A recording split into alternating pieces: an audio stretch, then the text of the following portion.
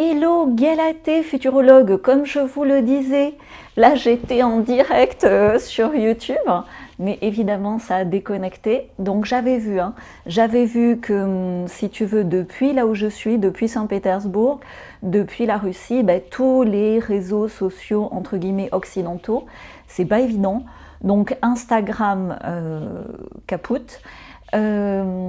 Facebook aussi et YouTube, donc tu peux regarder les vidéos mais apparemment pas faire de live. Donc écoute, c'est comme un live sauf que là je m'enregistre, je vais te le poster de suite, hein. Je vais faire un montage très rapide avec quelques images et ce que je veux te dire surtout c'est ça, c'est que si tu me découvres ici, je m'appelle Galatée, je suis futurologue. Pourquoi je me permets de dire que la troisième guerre mondiale, en fait ça va pas le faire. Pourquoi est-ce que cette troisième guerre mondiale ne va pas arriver? Tout simplement parce que, tu sais, dans la double négation, il faut faire très attention quand on te dit ne pas, en fait ça veut dire l'inverse. Et donc ce que je veux dire par là, c'est que la troisième guerre mondiale est déjà une réalité et une réalité depuis longtemps.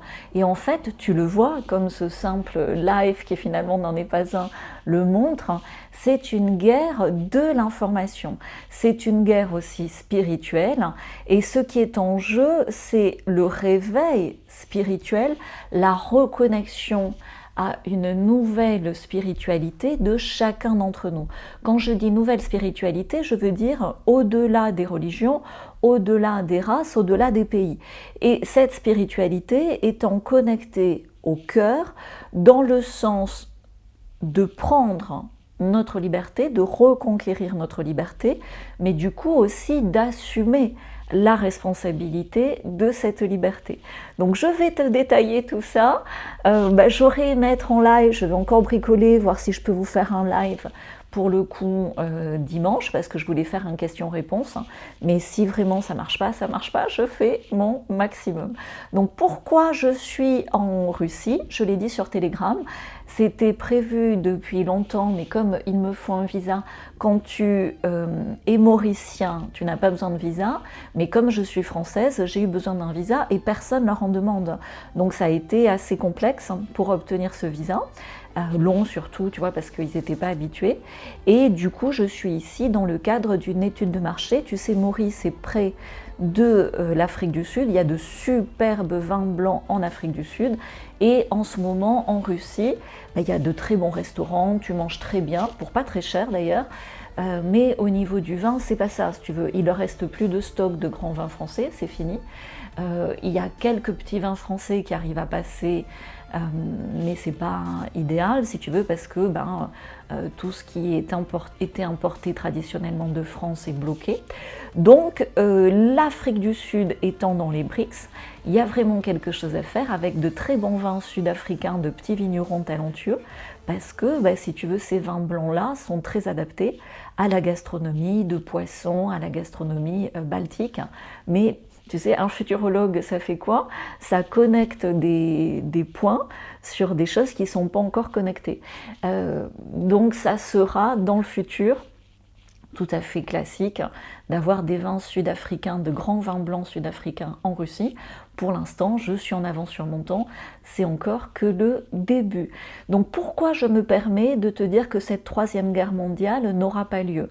Parce qu'elle a déjà eu lieu, dans la suite logique de la deuxième, et que tu vois bien que c'est une guerre de l'information où, comme pendant le Coco Loco, comme avec les virus, ils se foutent de notre gueule à grand renfort de mensonges de tous les côtés et surtout à grand renfort de manipulation émotionnelle. On nous manipule par nos peurs, par nos émotions, par notre sensibilité, par notre cœur.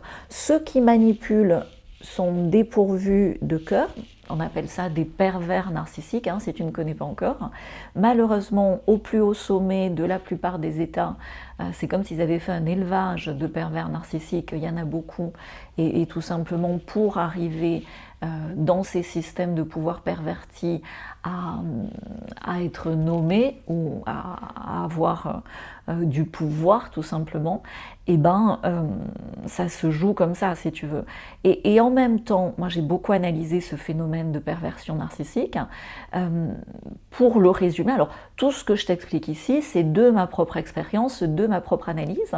Et avant, je pensais que tout le monde voyait ce que je voyais, et je me suis aperçue que j'étais vraiment en avance, et que oui, tout le monde va le voir, mais ne le voit pas sur le moment. D'où l'idée de ces partages publics, et d'où l'idée de t'expliquer là où j'en suis dans mon analyse et dans mes réflexions. Donc les pervers narcissiques, c'est pas un virus qui s'attrape de ceci ou cela, c'est pas transmis non plus, enfin indirectement par l'exemple, par les parents ou les grands-parents, mais c'est surtout le fait que par rapport à un traumatisme, à mon sens, au lieu de choisir le divin, tu choisis l'ombre, tu choisis l'autre principe, le principe diabolique. Et à partir de là, ben, tu es enfermé dans un schéma de répétition, et tu le vois, la propagande actuelle, quelle qu'elle soit, au niveau de cette Troisième Guerre mondiale, est exactement la même qu'on a connue fin 2019, début 2020, où la pression monte. Et quel a été le cadeau caché de cet épisode de 2020, ben finalement ça a été un grand réveil collectif, et ça a été le fait aussi de se connecter entre nous dans une communion de réveil, dans une communion de pensée, dans une communion de cœur, dans une communion de prise de conscience. Et c'est exactement ce qui se passe aujourd'hui à un niveau, je dégage le micro, à un niveau encore plus important. Donc pourquoi ça va pas se passer? Ben, parce que ça se passe déjà. Tu le vois bien avec les BRICS et l'Occident, c'est vraiment une redistribution, c'est un peu comme les chaises musicales, une redistribution des chaises, des places du pouvoir dans chaque zone.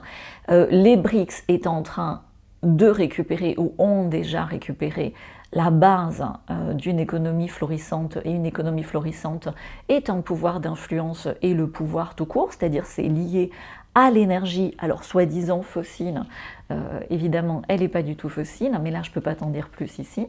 Et donc qui a la main sur l'énergie en ce moment depuis ce qui s'est passé en Ukraine? Eh ben, ce sont les BRICS, qui s'allient aussi, on le voit de plus en plus, dans un même front aux pays arabes, au détriment de la mainmise, entre guillemets, d'un leadership qui était lié à une mainmise sur les énergies anciennement du charbon de l'Europe, et puis avec le pétrole des États-Unis. Donc c'est un échiquier mondial, il s'appelle ça un ordre mondial, si tu veux, qui est en train de changer, mais tout ceci est bien au-delà de ce qui t'est raconté, que ce soit dans les médias classiques ou même dans beaucoup de médias alternatifs, parce que là aussi, tout le monde manque de recul. Et j'ai la chance, hein, si tu veux, en étant issue du milieu du vin, donc je suis née dans ce milieu, ma famille est dans le vin depuis 200 ans, donc c'est un milieu où il y a beaucoup de données dans le vin, tu vois, où il y a beaucoup d'éléments à prendre en compte. Souvent les gens jettent l'éponge, parce que pour bien connaître tous les vins du monde, c'est énorme, et ils le voient sous l'angle encyclopédique, alors qu'il y a d'autres façons de l'apprendre. Tout ça pour te dire que quand j'arrive par exemple comme là dans un magasin, tu peux avoir 500 vins. Pourquoi est-ce que je suis ici? Parce que j'ai cette faculté de pouvoir analyser un assortiment de 500 ou même de 1000, 1220, c'est mon record, en très peu de temps, et de faire une synthèse. Et donc quand j'arrive à analyser toutes ces informations pour le vin, je peux analyser aussi au-delà du monde du vin beaucoup d'éléments, notamment en ce moment par rapport à la situation mondiale. Donc ce que je veux synthétiser ici, c'est que tout se joue au niveau de l'énergie, au niveau du pétrole et du gaz. On t'en parle pas alors que c'est l'enjeu du débat. Je l'ai partagé ce matin sur Telegram. Vous pouvez me retrouver sur Telegram, Galatée Futurologue. Attends, comme je vais faire un petit montage, je peux te le mettre ici. Et j'ai partagé ce matin à quel point personne ne parle de la zone. C'est quand tu as un territoire, le territoire s'étend sur l'aspect marin, et sur l'aspect maritime de Gaza, il y a un potentiel de pétrole et de gaz. Voilà, et ça, personne t'en parle, évidemment. Donc, à un moment donné, cette question du pétrole est toujours au centre du débat, comme l'était pendant le Coco Loco la question de la santé. En fait, ce qui se pose, c'est la question de l'énergie. Donc, comme on a eu un réveil sur la prise en charge de notre propre santé par rapport à notre propre liberté et du coup notre propre responsabilité d'être en bonne santé, on va avoir la même prise en charge par rapport à l'information et par rapport à l'énergie. L'énergie étant l'énergie donc du pétrole et du gaz, l'énergie aussi notre énergie émotionnelle, où est-ce qu'on la met, et également l'énergie globalement par rapport à la réalité de la vitesse à laquelle se remplissent des nappes de pétrole et de gaz, la réalité de l'énergie nucléaire, la réalité de l'énergie libre. Alors là, je ne peux pas en dire plus ici, mais faites vos propres recherches. Vous savez que j'ai un partage privé où je partage justement beaucoup de synthèses et de révélations sur ce sujet, mais là aussi, ils se foutent de nos gueules.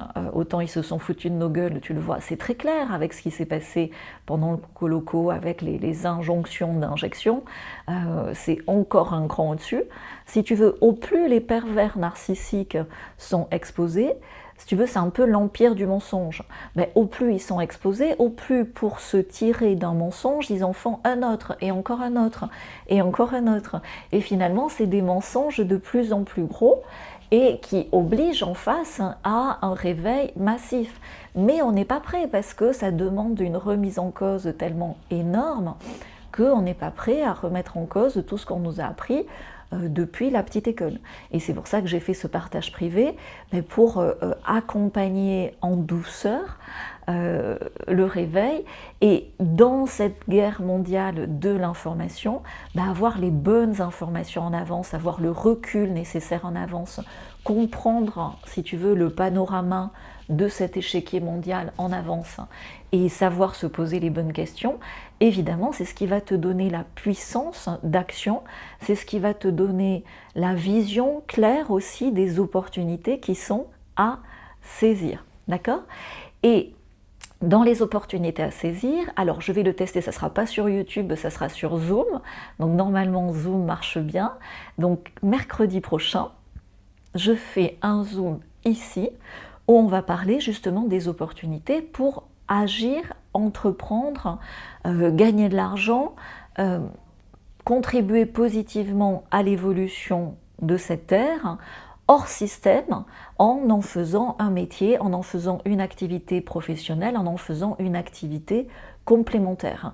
Et dans ce complément d'activité, ça peut être en complément, en plan B d'un salariat, ça peut être une retraite complémentaire, ça peut être un hobby. Tu vois, si moi au départ, ça a démarré comme un hobby, cette futurologie. Je ne peux pas m'empêcher, c'est plus fort que moi, d'analyser des données 3-4 heures par jour.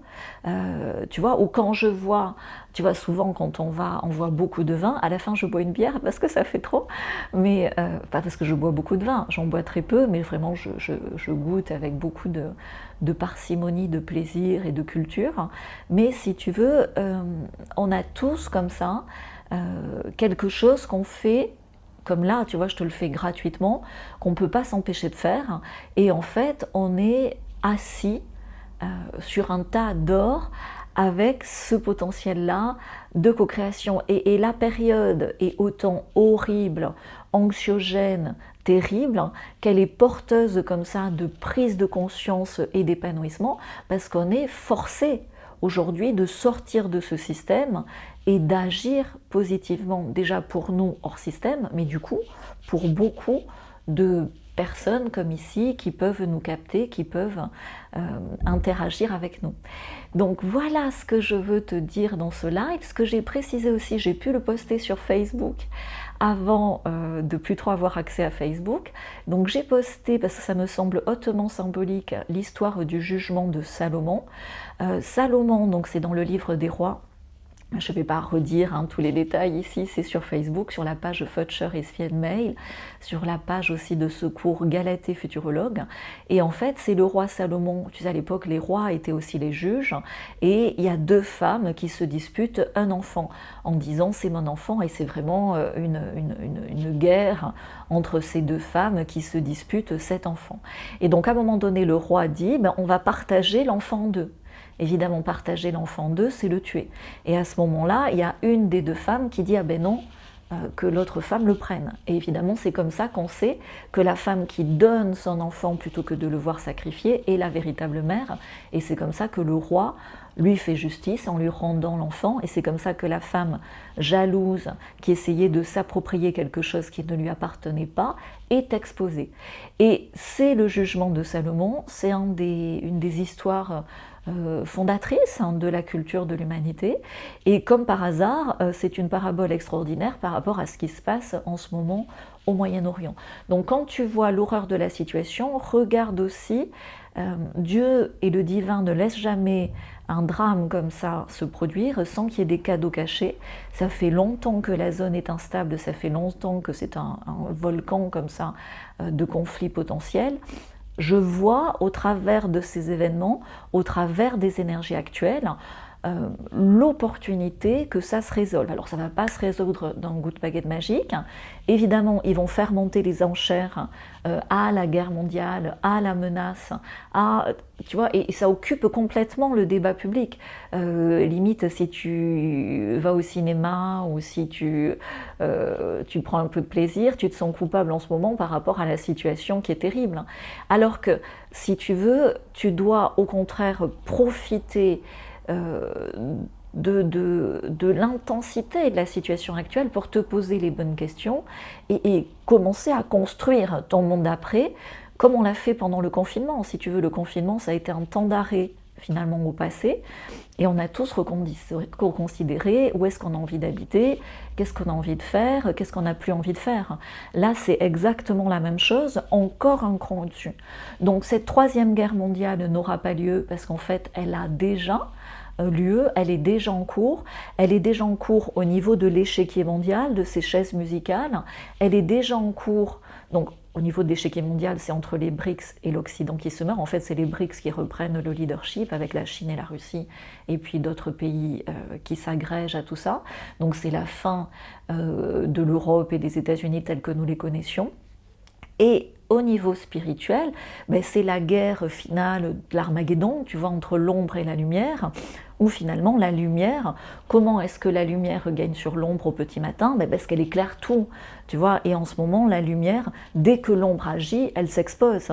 Dès qu'ils exagèrent, que ce soit d'un côté ou de l'autre, côté Hamas ou côté de l'armée israélienne, ils s'exposent aux yeux du monde entier et au cœur des humains du monde entier.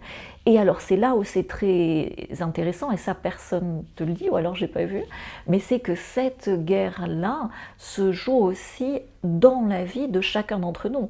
Moi je remarque tout autour de moi, on a tous un conflit qui était latent depuis quelques mois, quelques années, un vieux dossier du passé, qui, comme par hasard, ressort en ce moment et demande d'être soldé, demande d'être traité, et surtout demande d'être géré complètement différemment par rapport au passé.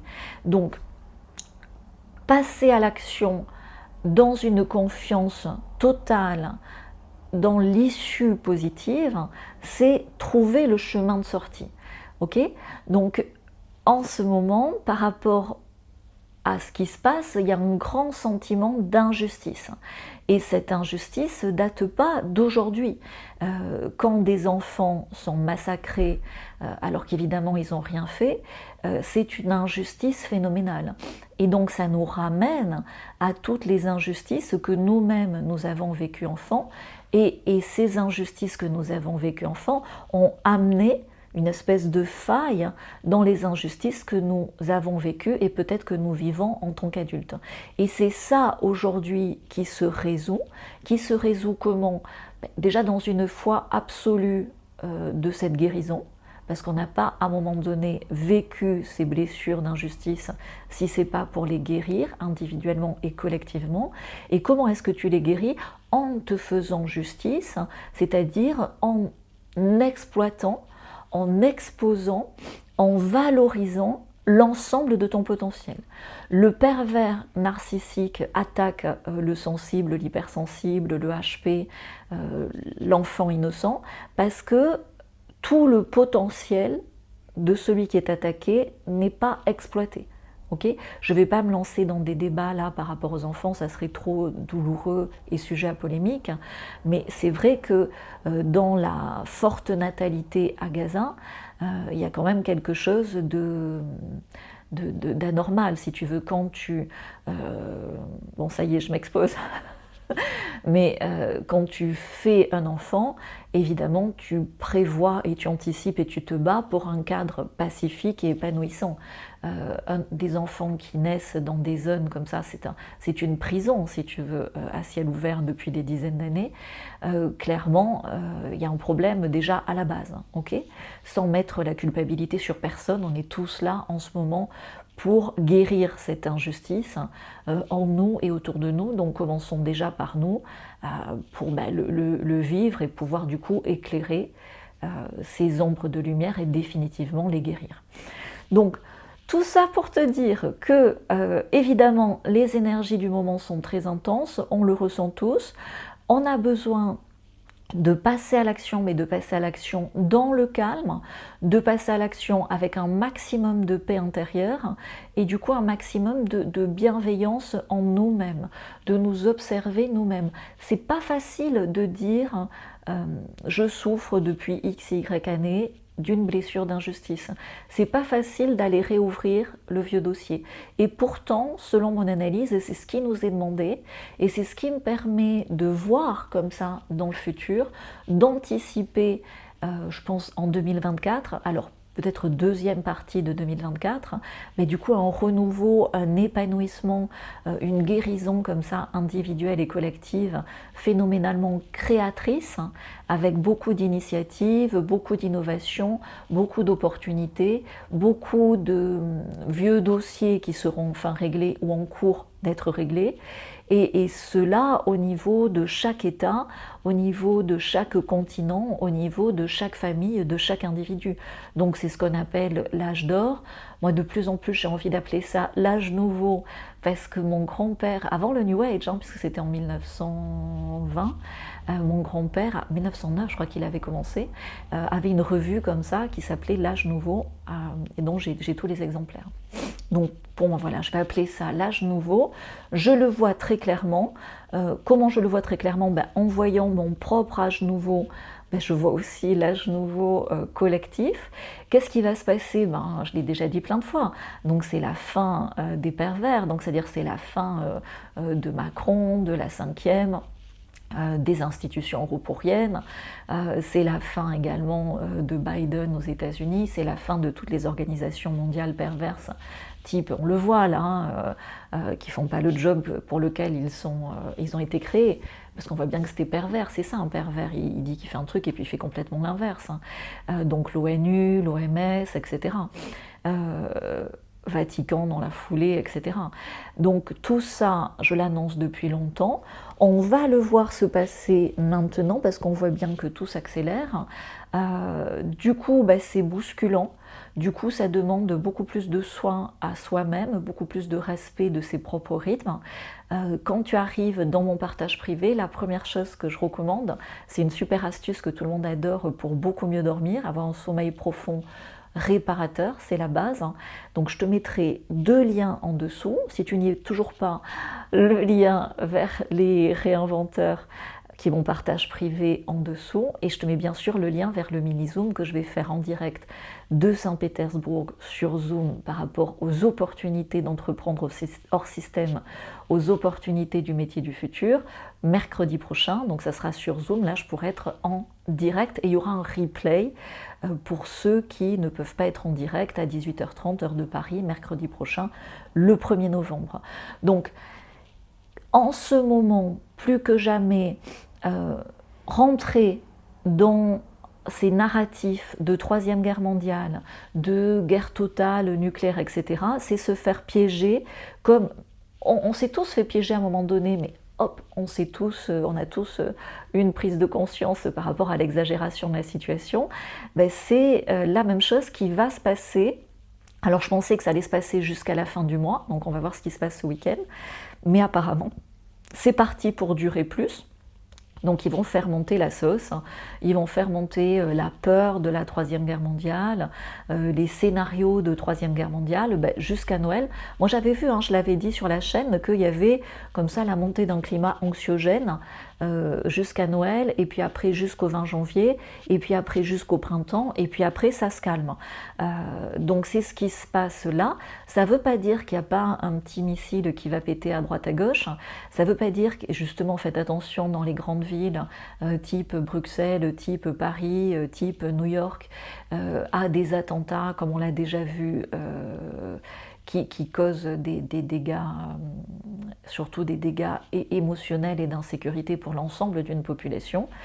Et comme on l'a fait avec beaucoup de sagesse en 2020 et 2021, considérer que là on monte encore une marche d'escalier dans nos prises de conscience, dans la reconquête d'une spiritualité saine et connectée de plus en plus directement au divin, et du coup dans aussi le passage à l'action, dans le sens du divin et de la lumière en nous et autour de nous.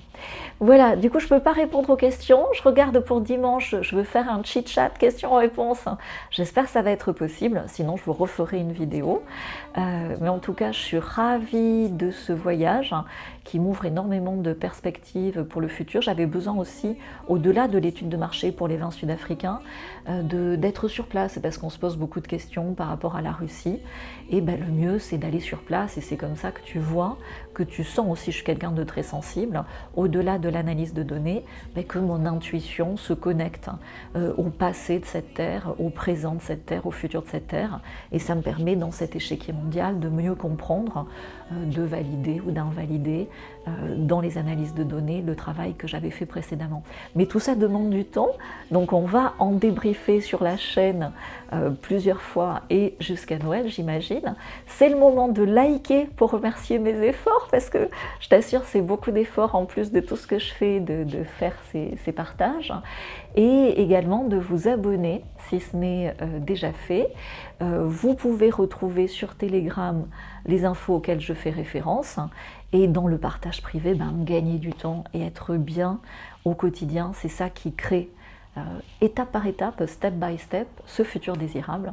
Et puis je vous retrouve donc dans le mini-zoom, je vais mettre tous les liens en dessous, sur les métiers du futur, mercredi prochain, le 1er novembre, 18h30, heure de Paris. Je m'arrête là, à dimanche ou mercredi prochain. Ciao.